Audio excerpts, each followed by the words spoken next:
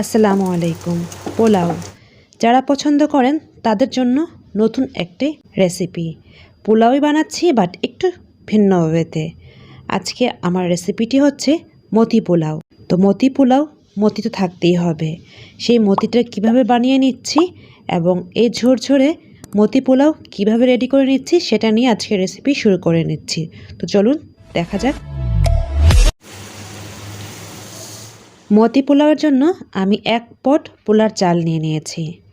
আমি চিনি গুঁড়ো চাল নিয়েছি। এবার চালটাকে কয়েকবার ধুয়ে নিচ্ছি। একটা টিপস শেয়ার করি। প্রথমে বলে নিয়েছি ঝরঝরে পোলাও। ঝরঝরে পোলাওর ক্ষেত্রে কিছুটা টিপস আজকের রেসিপিতে থাকবে। প্রথম টিপসটা হচ্ছে চালটা ভালো করে ধুয়ে পানি ঝরিয়ে রাখতে হবে। চালের মধ্যে পানি থেকে গেলে তাহলে কিন্তু আমার পোলাওটা ঝরঝরে হবে না। আমি চাল ধুয়ে পানি ঝরিয়ে নিচ্ছি। এই দিকে ফ্রাইং প্যানে আমি তেল আর ঘি কম্বিনেশনে দিয়ে দিয়েছি। কিছুটা দারুচিনি, এলাচ আর তেজপাতা দিয়ে নিচ্ছি। পেঁয়াজ কুচিও দিয়ে নিয়েছি। এবার নাড়িয়ে নিচ্ছি। পেঁয়াজটা কিন্তু বেশি ব্রাউন করব না, মোটামুটি ব্রাউন করব। আর একটা টিপস শেয়ার করে ফেলি। অবশ্যই পোলাও রান্নার ক্ষেত্রে ছড়ানো ফ্রাইং প্যান বা ছড়ানো প্যানের মধ্যে রান্না করতে হবে, এতে করে ঝরঝরে হয়। 1 চা চামচের পরিমাণের মতো আদা, রসুন এবং পেঁয়াজের পেস্ট একসাথে ব্লেন্ড করা ছিল, ওটা দিয়ে দিয়েছি।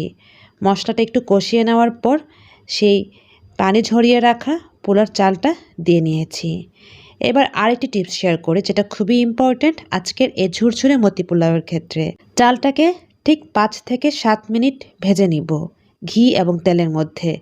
যখন চালটা দেখব ভাজা ভাজা মানে হালকা ব্রাউন কালার হয়েছে, ঠিক তখনই গরম পানিটা অ্যাড করব। চাল না ভেজে যদি গরম পানি অ্যাড করি তাহলে কিন্তু সেই পোলাওটা ঝুরঝুরে হয় না।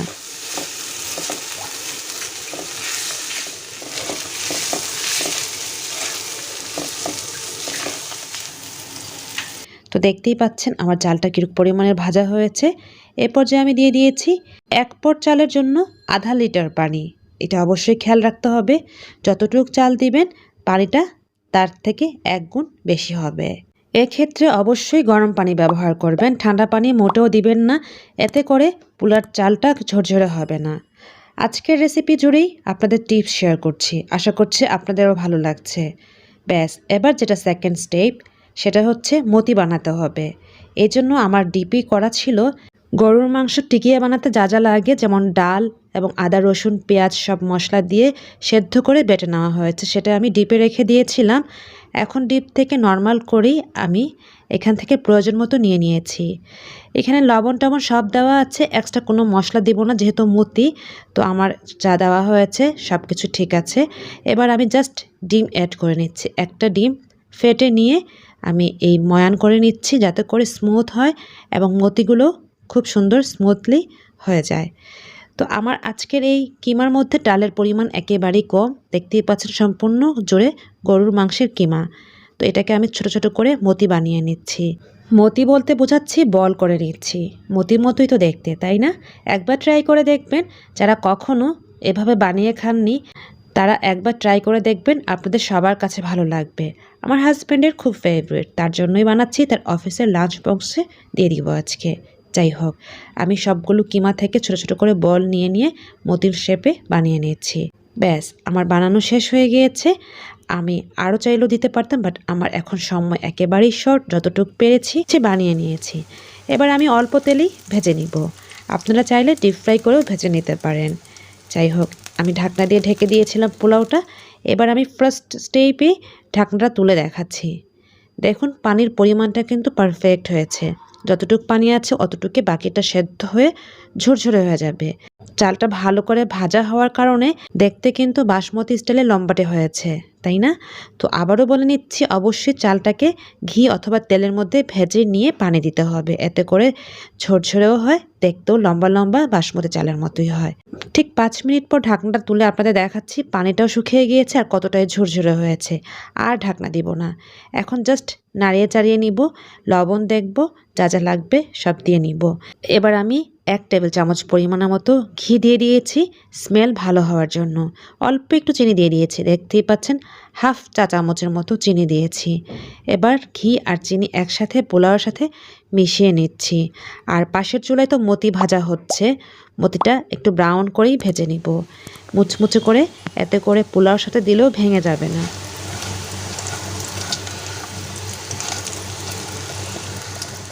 এবার আমি একটু গোলাপ জল দিয়ে দিয়েছি। আমার হাজব্যান্ডের এই স্মেলটা খুব ভালো লাগে, তাই অ্যাড করেছি। আপনাদের ভালো না লাগলে স্কিপ করে যাবেন। ব্যাস, পোলাওয়ে যা যা লাগবে সব অ্যাড করে ফেলেছি। এখন জাস্ট মতিটা ভাজা হলেই পোলাওর সাথে অ্যাড করে 2 থেকে 3 মিনিট দমে রেখে নাড়িয়ে চাড়িয়ে নামিয়ে নিব। পোলাওটা আমি দেখাচ্ছি, দেখুন কতটাই ঝরঝরে। এখন আমার মতিটাও ভাজা হয়েছে। যেহেতু আমার খুব তাড়াতাড়ি বানাতে হচ্ছে, আমি আরেকটু ব্রাউন করলে আরও ভালো হতো, বাট আমার সময় কম ছিল, বেশি ব্রাউন করতে আমি পারিনি। তো এখন যেটা করব, একটা ডিম নিয়েছিলাম, সেটা কিমার মধ্যে যতটুকু লেগেছে ততটুকু দিয়েই নিয়েছি। বাকিটুকু আমি অল্প একটু তেল দিয়ে সেই তেলের মধ্যে একটু গুঁড়ো গুঁড়ো করে নিচ্ছি। এই ডিমটা দিলেও অন্যরকম টেস্ট হয়। পোলাওর মধ্যে এরকম ছোটো ছোটো মতি ডিম, আপনারা চাইলে এখানে আরেকটা ডিম অ্যাড করতে পারেন। যাই হোক, আমি ডিমটাকে একটু গুঁড়ো গুঁড়ো করে নিচ্ছি। তারপর ভেজে নেওয়ার পর পোলাওর মধ্যে দিয়ে দিব। খুব সুন্দর একটা স্মেল বের হচ্ছে, যেহেতু লাস্ট স্টেজে 1 টেবিল চামচ ঘি দিয়েছিলাম এই স্মেলটার জন্য। আর সাথে যদি গোলাপ জলের স্মেল যাদের ভালো লাগে, তাদের কাছে অনায়াসে আজকের এই মতি পোলাও খুবই ভালো লাগবে। যাই হোক, অবশেষে মতিগুলো পোলাওর মধ্যে দিয়ে দিয়েছি। এ পর্যায়ে একটু সাবধানতা অবলম্বন করবেন, যেহেতু মতিগুলো আছে, বেশি নাড়াচাড়া করা যাবে না। আলতো আলতো করে নাড়িয়ে পোলাওর সাথে অ্যাডজাস্ট করে নিতে হবে। বেশি জোরে নাড়াচাড়া করলে মতিগুলো কিন্তু একটু ভেঙে বা থেতলিয়ে যায়। যাই হোক, আমি একটু উল্টিয়ে পাল্টিয়ে নিচ্ছি, দেখতেই পাচ্ছেন। আর পোলাওটা কতটা ঝুরঝুরে হয়েছে সেটাও অলরেডি বুঝে গিয়েছেন। কেমন লেগেছে আজকের রেসিপিটি? টোটালি ডিফারেন্ট হয়েছে, তাই না? কমেন্টের মাধ্যমে জানাবেন আপনাদের কার কাছে কেমন লেগেছে। যদি ভিডিওটি ভালো লাগে বা রেসিপিটি ভালো লেগে থাকে, পাশে থেকে সাপোর্ট করে যাবেন। আর একটা লাইক তো করেই নিতে পারেন, তাই না? আপনারা এটা বানিয়ে আমাকে জানাবেন কতটুকু ভালো লেগেছে বা কতটুকু খারাপ লেগেছে। আপনাদের মতামত আমার কাছে খুবই ভালো লাগে। যাই হোক, নাড়িয়ে চাড়িয়ে নিয়েছি। এবার 2টা কাঁচামরিচ ওপরে দিয়ে দিয়েছি, একটু চিড়ে নিয়েছি মাঝখানে, এতে করে স্মেল হবে ভালো। আমার মতি পোলাও এখন টোটালি রেডি হয়ে গেছে। এই পর্যায়ে আমি যেটা করব, আমি একটা সার্ভিং ডিশ, অথবা যেহেতু আমি আজকে লাঞ্চ বক্সে রেডি করার জন্য নিয়েছি, লাঞ্চ বক্সে নিয়ে নিব। আপনারা চাইলে এখানে আরও টেস্ট বাড়ানোর জন্য টেস্টিং সল্ট ব্যবহার করতে পারেন। টেস্টিং সল্ট যখন ব্যবহার করবেন অল্প একটু চিনি নেবেন, এতে করে টেস্টিং সল্টের খারাপ গুণ চলে যাবে। রেস্টুরেন্টের সব খাবারই খুব টেস্ট হয়, কারণ তারা টেস্টিং সল্ট দেয়। বেশি টেস্ট করতে চাইলে আমরাও কিন্তু মতি পোলাও টেস্টিং সল্ট ব্যবহার করতে পারি। সবসময় তো আর খাওয়া হয় না, মাঝে মধ্যে খাওয়া হয়, তাই না? প্রত্যেকটা স্টেপে যদি এরকম মতি বাইট করা হয়, এতে কিন্তু টেস্টিং সল্টেরও প্রয়োজন হয় না, এমনিতেই মজা হয়। আশা করছি আজকের রেসিপিটি আপনাদের অনেক উপকার আসবে। বিদায় নিতে হচ্ছে এখানেই। আল্লাহ হাফেজ, আসসালামু আলাইকুম।